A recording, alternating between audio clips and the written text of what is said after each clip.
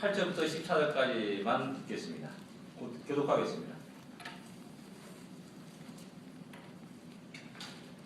누가복음 2장 8절부터 14절까지 교독을 하겠습니다.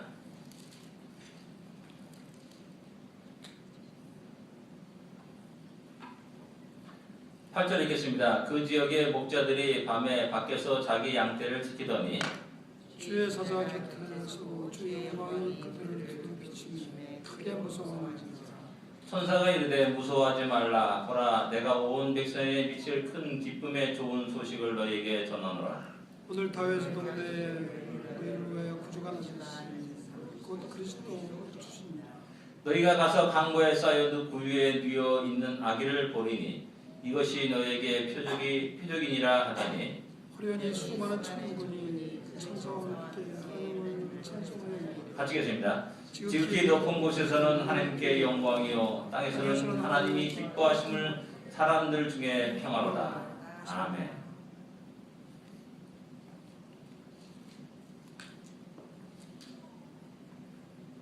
아까 말씀드렸듯이 지금은 이제 메리 크리스마스라는 단어가 이제 점차 사라지는 그런 세대를 우리가 살고 있습니다. 뭐 예전에는 그냥 믿거나 믿지 않거나 그냥 메리 크리스마스 이러면서 인사하는 게 당연한 것이었어요. 근데 요즘은 이제 그게 이제 참 힘들어지는 겁니다. 지금 다 해피 할러데이라고 다 이제 바꿔서 이제 인사하는 그런 모습을 이렇게 보게 됩니다. 그러나 우리 크리스찬들은 그럼에도 불구하고 메리 크리스마스라는 인사를 서로 나눌 수 있기를 원합니다. 옆에 사람들은 메리 크리스마스 한번 해보시기 바랍니다. 메리 크리스마스. 네. 네, 메리 크리스마스입니다. 감사합니다. 이 성탄절이 되면은 우리가 가장 많이 불려지는 그 찬송이 아마 백부장 고요한 밤 거룩한 밤일 겁니다. 이 곡은 우리가 잘 아다시피 모 신부가 이렇게 시를 쓴 거고요. 그다음에 구르보라는 분이 작곡을 한 겁니다. 고요한 밤, 거룩한 밤. 우리가 보통 이제 왜 우리가 쉽게 흥얼거리고 이렇게 이야기하고 말합니다. 그러나 오늘 갑자기 다시 한번 그 가사를 잘 음미해 보면은 거기에 하나님의 놀라운 구원이 담겨 있다는 사실을 발견하게 됩니다. 그리고 그것이 온 인류에 미치는 너무나 크고 큰 엄청난 일이라는 사실을 또한 새롭게 발견하게 됩니다. 그럴 때 우리는 다시 한번 그 고요한 밤 거룩한 밤이라는 그 찬양이 의미가 새롭게 우리에게 다가오게 됩니다. 그러나 점점 이런 고요한 밤 거룩한 밤의 그 노래의 가사 같은 그런 의미는 점점 사라지게 되고 이상한 모양으로 그 모든 성탄절이 왜곡되는 것들을 우리 주위에서 발견하게 되고 우리 크리스찬들은 또한 안타까운 마음 그말 길이 없다라는 사실입니다. 오늘 본문은 어떻게 보면 첫 번째 성탄절의 모습을 우리에게 소개해주고 있는 것이 아닌가 하는 생각을 하게 됩니다. 그렇습니다. 첫 번째 성탄절의 모습은 과연 어떠한 모습인가? 다시 보면서 우리의 모습을 오늘 현재 성탄절의 모습을 다시 한번 돌아볼 수 있기를 원합니다. 2장 1절에 보면 그때 가이사 아우구스토가 영을 내려 천하로 다 호적하라 하였다 이렇게 기록하고 있습니다. 어떻게 보면 그 역사적 배경을 우리에게 이야기하고 있는 거죠. 아우구스토가 누구냐면 우리가 잘 알듯이 시저의 조카인 아우구스토스 황제를 말하는 겁니다. 그 황제가 이제 인구 조사를 명령하죠. 왜 그 인구 조사를 하냐면 이 인구로 인해서 세금을 거둘 수가 있는 겁니다. 그리고 또한 그 인구를 통제할 목적으로 자기 어떤 정치적 목적을 가지고 인구 조사를 명령하죠. 그래서 많은 사람들이 그 명령에 따라서 각각 자기 고향으로 돌아갔다라고 3절에 기록하고 있습니다.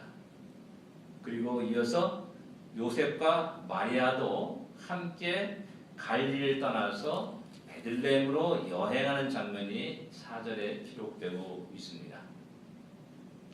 세상의 군왕은 자기의 정치적인 목적을 이루기 위해서 인구 조사를 명령합니다. 그러나 하나님은 그 인구 조사의 그 명령을 이용하셔서 당신의 약속을 이뤄 가시는 것들을 볼 수가 있습니다. 세상의 수많은 권력자들은 자기 어떤 목적을 위해서 어떤 명령을 내리고 통치를 하게 됩니다. 그러나 하나님은 기묘하게도 우리 인간의 그 악한 명령일지라도 그 명령을 통해서 하나님의 일을 이뤄 가시는 것을 많이 볼 수가 있게 됩니다. 이 사상은, 이런 생각은, 이러한 신앙 고백은 오늘 살아가는 우리에게는 너무나 중요한 겁니다. 우리가 볼 때마다, 우리 주위를 볼 때마다 하나님의 공의가 어디 있느냐, 하나님은 왜 잠잠하시는가, 하나님 죽으셨는가, 라는 이런 말을 많이 하고 또한 듣게 됩니다. 그러나 그럼에도 불구하고 여전히 하나님이 살아계시고 여전히 하나님이 악한 세상을 사용하시사 당신의 뜻과 공의를 이루어 가시는 그런 하나님의 계획을 볼 수 있는 눈을 우리 모든 성도들은 가져야 된다는 사실입니다. 로마 황제가 그런 명령을 내렸지만은 그 하나님께서는 그 명령을 이용해서 당신의 예언을 성취시키고 메시아를 이 땅에 보내시는 그 수단으로 사용하고 있다는 사실입니다. 이런 모습은 우리의 역사 속에서도 잘 찾아볼 수가 있습니다. 우리 6.25 동란을 통하여서 북쪽 김일성은 통일전쟁이라는 미명 아래서 무력으로 남쪽으로 쳐들어 내려왔죠. 수많은 사람이 고통을 당했고 수많은 사람이 죽음을 당했습니다. 그러나 감사한 것이 또 있습니다. 무엇이냐면은 그때 당시만 해도 대부분의 크리스찬과 교회들은 평양과 평북에 산지에 있었습니다. 항전북도에. 그러나 그런 전쟁을 통해서 대부분의 크리스찬들은 남쪽으로 내려오게 됩니다. 그리고 남쪽에서 교회를 세우게 되고 또한 복음을 증가하게 되죠. 그래서 남한 전체가 복음화되는 놀라운 역사가 있었음을 알 수가 있습니다. 하나님이 행하신 일이라는 것이죠. 또 우리는 박정희 대통령의 군사 독재를 우리는 많이 이야기하고 또 비난을 합니다. 박정희 대통령이 한 일이 뭐냐면 그 가운데 한 일이 하나 뭐냐면 여의도 광장을 만든 것이었습니다. 우리 어렸을 때만 해도 그 여의도 광장은 다 모래벌이였습니다. 그래서 뭐 땅콩 캐러 가기도 하고 뭐 그런 어떤 사람들은 그런 것도 있었고 그 옆에 바로 밤섬이라는 섬이 있었는데 그 섬을 다 부시고 여의도를 좀 높이고 그다음에 거기에 멋진 5.16 광장, 그때는 5.16 광장이랬죠. 그 광장을 만들었습니다. 박정희 대통령은 자기의 정치적 목적을 이루기 위해서 만든 겁니다. 거기서 해마다 10월달 되면 군사 퍼레이드를 시작하죠. 그리고 또 거기서 유사시에는 비행장으로 사용할 수 있는 그런 여러 가지를 세우게 되는 겁니다. 그러나 그 5.16 광장, 여의도 광장에서 크리스찬들은 집회하기 시작했습니다. 부활절 연합 예배를 드렸고요. 또 빌리그램이라든지 CC 선거단체에서 그 5.16 광장, 여의도 광장에서 큰 집회를 열기 시작한 겁니다. 그것이 70년대, 80년대 일입니다. 그것으로 인해서 대한민국, 한국은 놀라운 부흥의 교회는 부흥을 이루게 되는 하나의 또한 계기가 되었다는 겁니다. 정치가든 자기의 목적을 위해서 그것을 사용했지만은 하나님은 그것을 통해서 우리 대한민국이 복음화되는 그런 놀라운 수단으로 그것을 사용했음을 우리는 알 수가 있는 것입니다. 이런 모든 것들이 하나님에서 이루어지는 여전히 하나님이 살아계시고 여전히 하나님이 일하고 계시고 여전히 하나님은 당신의 뜻과 목적을 이루어 가신다는 그것을 가지고 또한 그것을 마음에 두고 오늘 이 시대를 어렵게 살아가는 우리 모두에게 또한 이 시대를 힘있게 다시 용기를 가지고 살아가야 된다는 사실입니다. 또 생각할 수 있는 것은 뭐냐면 이 고요한 밤 거룩한 밤에 우리가 잘 아다시피 메시아가 탄생하였음 갖다가 오늘 성경은 우리에게 말씀하고 있습니다. 근데 8절에 보게 되면 그 목자들이 밤에 밖에서 자기 양떼를 지키더니 라고 이렇게 말씀하고 있습니다. 어떻게 보면 그 밤은 다른 날과 전혀 다를 바 없는 동일한 밤이었습니다. 고요한 밤이었습니다. 다른 같이 목자들은 같은 다른 동료들과 함께 이런저런 이야기를 나누면서 그 밤을 지내게 되었을 겁니다. 지금까지 해온 것처럼 습관적으로 또한 그 밤을 지냈을 겁니다. 지극히 평범한 밤이었습니다. 어느 누구도 그 밤에 굉장한 일이 일어날 것이라고 생각한 사람은 하나도 없었습니다. 어제와 동일하게 별이 반짝반짝 빛나는 고요한 밤이었습니다. 그리고 누구도 그 밤의 의미를 알지 못했습니다. 그 밤이 얼마나 중요한 밤인지 사람들은 아무도 알지 못했습니다. 다 모두가 피곤하니까 야 잠들어 가자 그리고 잠을 들었을 뿐입니다. 그러나 그 밤은 모든 인류에게 너무나 중요한 너무나 귀중한 밤이었음을 성경은 우리에게 말씀하고 있는 것입니다. 그렇게 중요하고 특별한 밤에 사람들은 아무 변화 느끼지 못하고 그냥 고요하게 그 밤을 잠을 잤을 뿐이라는 겁니다. 그러나 메시아는 그 날에 우리 곁으로 다가오셨습니다. 드디어 예언의 말씀이 그 밤에 성취되었습니다. 그런 의미에서 그 밤은 이 인류가 만들어진 이 시작된 이후에 역사가 시작된 이후에 가장 중요한 밤이 된 겁니다. 지금까지 수천 수만의 낮과 밤이 있었습니다. 그러나 그런 낮과 밤과 비교할 수 없는 너무나 거룩한 밤이 되었다라는 사실입니다. 어떻게 보면 고요한 밤이라는 그 단어는 지극히 평범한 밤입니다. 그러나 거룩한 밤은 또한 정반대로 평범한 것 같지만 결코 평범하지 않냐는 가장 중요하고 가장 소중한 가장 엄청난 큰 구원의 기쁨의 소식을 들려주는 그러한 거룩한 밤이라는 사실입니다. 지금까지 수많은 역사의 날들이 지나갔지만 그 모든 날들은 바로 이 한 밤을 위해서 존재했다고 해도 과언이 아닐 것입니다. 이 밤을 위해서 하나님은 그렇게 준비하셨고 이 밤을 위해서 우리들을 위해서 그렇게 메시아를 우리 곁으로 조용히 보내신 그 날이었다라는 사실입니다. 그러나 안타깝게도 사람들은 그 날을 알지 못했습니다. 그 날의 중요성을 느끼지 못했습니다. 그 시간과 그 날과 그 의미를 다 쓰레기통에 던져버리듯이 던져버렸다라는 사실입니다.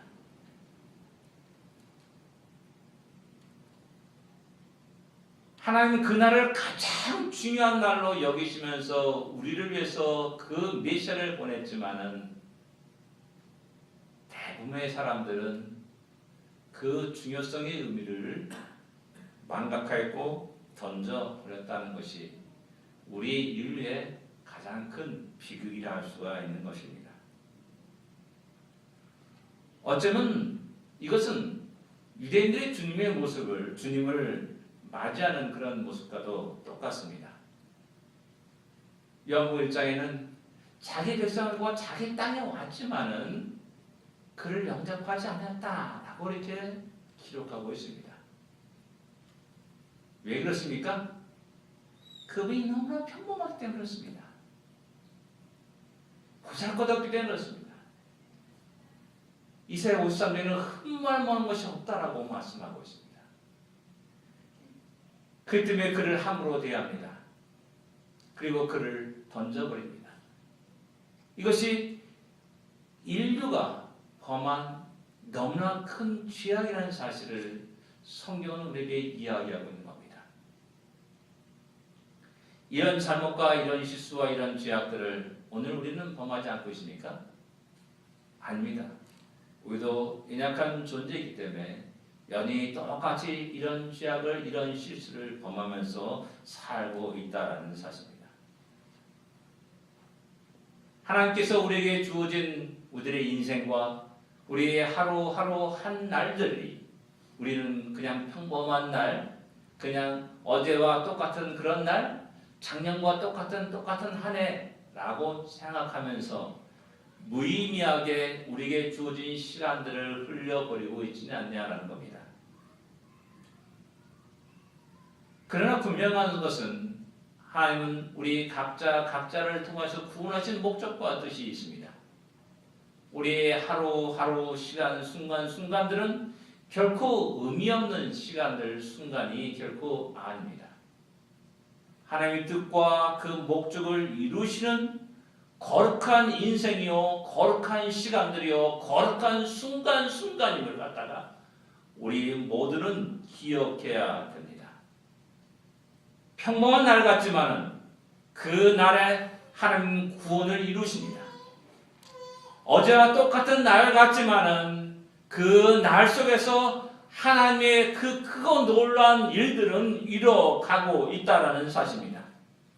믿음의 사람들은 그 날을 소중히 여기면서 그 날을 기억하고 그 날 속에 있는 하나님의 놀라운 은혜를 감사하며 찬양하듯이 하나님께서 우리를 구원하시는 그 놀라운 뜻과 목적을 바로 헤아려 할 수 있는 지혜와 명철이 있어야 됩니다.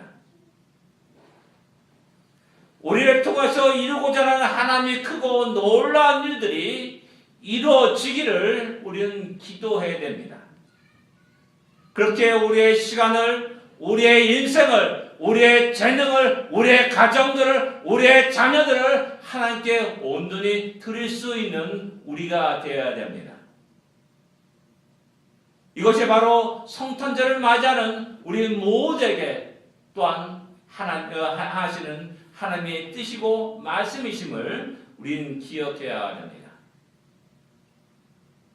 하나님의 탄생이 그냥 한 생명의 탄생이 아닙니다. 한 생명의 탄생이 온 인류의 구원의 메시지를 증거하듯이 우리의 자녀의 작은 한 영혼의 탄생이 또한 저를 통해서 하나님이 행하시는 그 크고 놀라운 일들을 볼 수 있는 우리가 되어야 된다는 사실입니다. 그런 자는 한 생명을 향한 기도가 있습니다. 그런 자들은 한 생명을 향한 눈물의 기도를 하게 됩니다. 그런 자들은 한 생명을 향해서 주의 말씀을 이야기하고 하나님의 크고 놀라운 뜻과 비전들을 자녀들에게 이야기합니다. 그리고 하나님이 행하신 그 놀라운 구원의 기쁨과 감격과 환희는 우리를 통해서, 우리 가정들을 통해서, 우리 자녀들을 통해서 놀랍게 세계 모든 나라와 민족에게 증거되는 것이죠. 그날은 고요한 밤이었습니다. 그러나 그날은 너무나 거룩하고 너무나 중요하고 너무나 크고 놀라운 하나님의 그 날이었다는 사실을 기억해야 될 줄 압니다. 이렇게 하나님이 행하신 기이한 일들은 이 땅에 있는 어느 누구도 감지할 수 있고 느끼지 못하였습니다. 그 특별한 날을 볼 수 있는 사람도 없었습니다. 그러기에 하나님은 그 날, 그 계획과 뜻을 당신의 사랑하는 백성들에게 알리십니다. 그것이 9절과 10절의 말씀입니다. 다 같이 9절과 10절을 같이 읽겠습니다.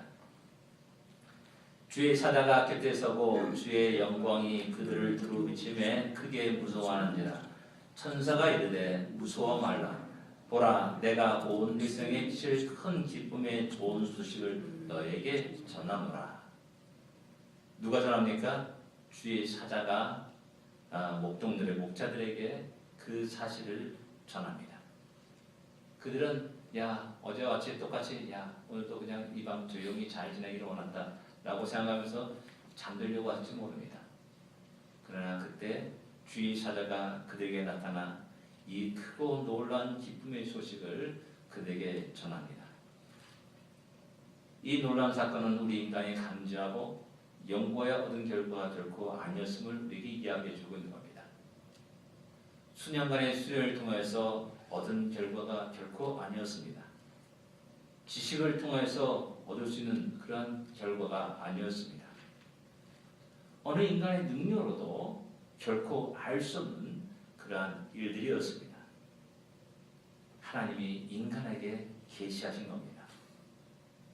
하나님이 행하신 그 일들을 알리신 겁니다. 인간이 너희들이 보기에는 똑같은 날 같지만 결코 다른 날과 같지 않다는 사실을 하나님이 그들에게, 우리 인류에게 말씀해 주셨습니다. 하나님이 알려주시지 않는다면 우리 인류는 영원히 그 날을 알지 못했을 것입니다. 이런 하나님의 계시는 너무나 놀라운 하나님의 은혜임을 다시 한번 깨닫게 됩니다. 이 하나님의 계시가 없었다면 우리는 아무것도 할 수 없었고 아무것도 알 수 없는 그런 무지 상태에 빠지게 될 것입니다. 무엇이 진리인지 모르고 살아갔을 겁니다. 생명의 능력과 한의와 기쁨을 알지 못하고 그렇게 하루하루를 살았을 것입니다. 어디가 길인지 알지 못하고 이리저리 방황하면서 그렇게 살았을 것입니다. 죽음을 향해서, 심판을 향해서 끝없이 치달아 달려가는 어리석은 인생의 삶을 살았을 것이라는 겁니다. 가장 중요한 순간을 모르고 그냥 쓰레기에 버려버리는 그러한 어리석음을 범하고야 말았다는 사실입니다.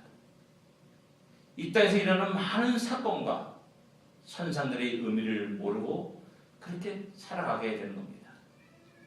모든 것을 단순히 우연으로 생각하면서 우연한 인생을 살았다. 또한 우연하게 그 모든 것을 우연에게 우리의 인생을 맡기며 살아가기도 합니다. 더 나아가서 어떤 사람은 운명에 맡기며 살아가고 어떤 사람은 점쟁이한테 자기의 운을 맡기며 살아가기도 합니다. 그러나 하나님은 당신의 사랑하는 백성들에게 그 놀라운 구원의 기쁨을 알리시고 계시하십니다. 이것이 바로 주의 백성들이 받고 누리며 살아가는 하나님의 크고 놀라운 은혜입니다. 어떤 사람들은 동방박사들이 하늘의 별을 보고 연구하다가 왕을 찾아왔다라고 이렇게 생각하기도 합니다. 그러나 그 이전에 수많은 예언자들이 그 날을 예언하였고 그 메시아를 예언하였습니다. 그리고 하나님의 백성 유대인들을 전 세계에 흩어 놓으셨습니다. 그리고 드디어 구약 성경이 헬라어로 번역되는 놀라운 일들도 그 당시에 일어났습니다. 헬라 문화권에 사는 모든 사람들은 성경을 자기의 글로 읽을 수 있게 되었습니다. 그래서 그 성경을 통해서 흩어진 유대인들을 통해서 메시아에 대한 하나님의 예언을 듣게 되었습니다. 곧 동방박사들이 예수님을 찾아 떠나기 전에 오래전에 이미 하나님 그들을 위해서 그 모든 것을 준비하셨고 하나님 그들에게 알리셨다는 것을 말씀하고 있는 겁니다. 오늘날 우리가 주의 계시의 말씀인 이 성경을 읽을 수 있다는 것이 얼마나 크고 복된 일이며 하나님의 은혜인지를 다시 한번 우리가 깨달아 알 수 있어야 됩니다. 지금도 독재 정권에 있는 어느 나라는 이 성경 하나를 가지고 있다는 그 사실 하나만으로 생명을 버려야 되는 그런 일들이 일어나고 있음을 우리는 잘 알고 있습니다. 그러나 우리는 이것이 얼마나 복되고 감사한지를 알지 못하기에 성경이 그냥 그대로 먼지 쌓이듯이 그대로 놔두고 주일날 단순히 갖고 와가지고 한번 읽어버리는 그런 책으로 전락시키고 마는 것은 아닌가 하는 그런 생각을 하게 됩니다. 주의 말씀을 읽을 때마다 하나님의 놀라운 계획이 있습니다. 주의 말씀 속에 그 하나님의 놀라운 사랑이 있습니다. 그 말씀 속에 나를 향한, 우리를 향한, 교회를 향한, 하나님 백성을 향한, 가정을 향한, 자녀들을 향한 놀라운 계획과 비전이 있다는 사실을 우리는 발견해야 됩니다. 알아야 됩니다. 이것이 우리를 향하신 하나님의 크고 놀라운 은혜입니다. 하나님께서 우리의 마음을, 우리의 눈을, 우리의 귀를 열어달라는 그런 기도도 해야 됩니다. 그렇지 않으면 우리는 그 깊고 오묘하신 하나님의 뜻을 바로 알 수 없다라는 겁니다. 하나님이 이스라엘 백성들에게 말씀하셨고, 하나님이 그 밤에 들판에서 잠을 자려고 하는 그 목자들에게 말씀하셨기에 그들은 드디어 온전히 발걸음을 옮겨서 그 아기 예수를 향하여서 찾아갔고, 또한 그 아기 예수께 찬양과 경배를 드릴 수 있음을 우리는 알고 있습니다. 하나님 우리에게 말씀하신다는 것이 그렇게 중요한 겁니다. 하나님께서 우리에게 말씀하신다는 것이 얼마나 큰 은혜인지를 다시 한번 우리는 기억하고 그 은혜 기쁨과 감사, 찬양과 영광을 돌릴 수 있어야 됩니다. 오늘 이 순간에 우리는 그 놀라운 그 날을, 그 밤의 기록을 읽고 있는 겁니다.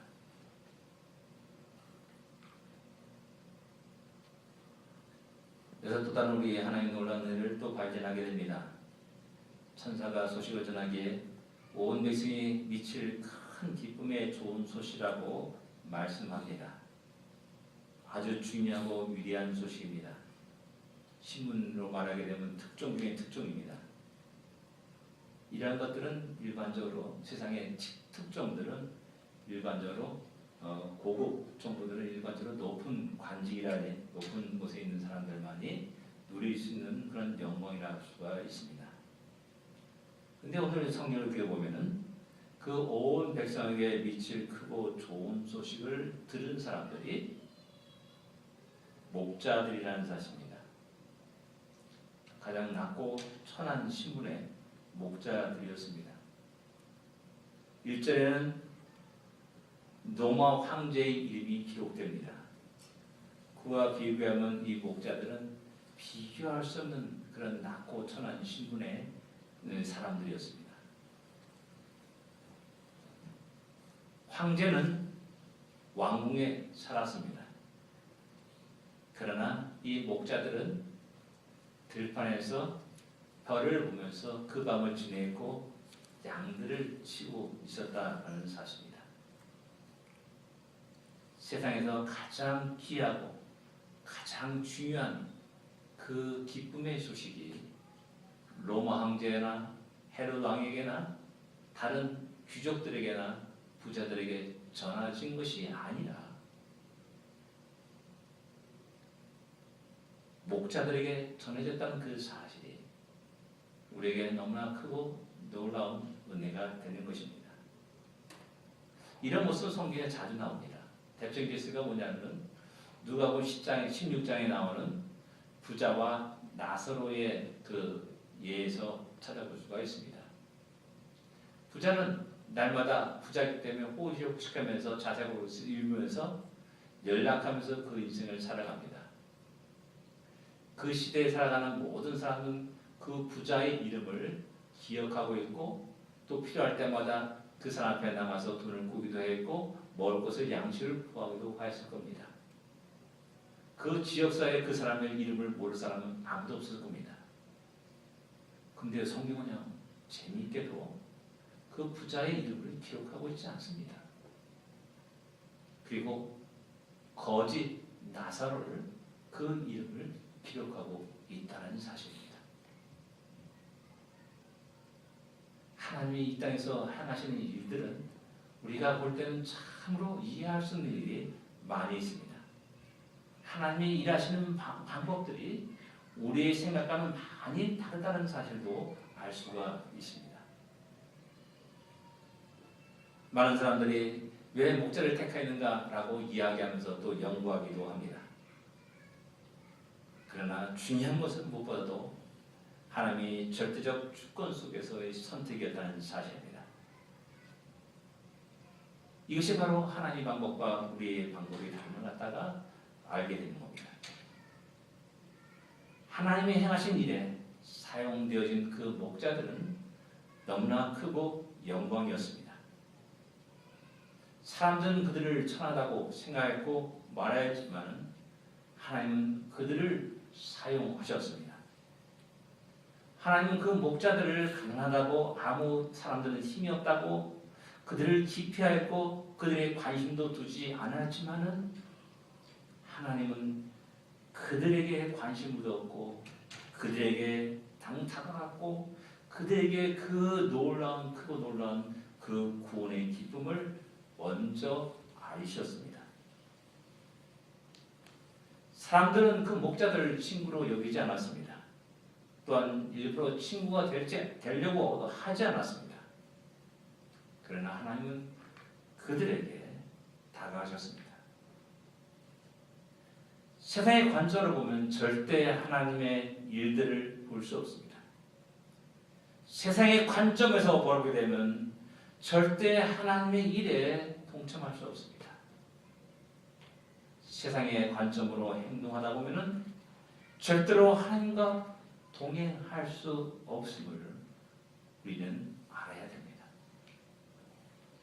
진정 하나님이 누구를 향하여서 말씀하시며 하나님 누구를 향하여 당신의 뜻과 계획을 전하시고 계시하시는지를 다시 한번 우리는 볼 수 있어야 됩니다.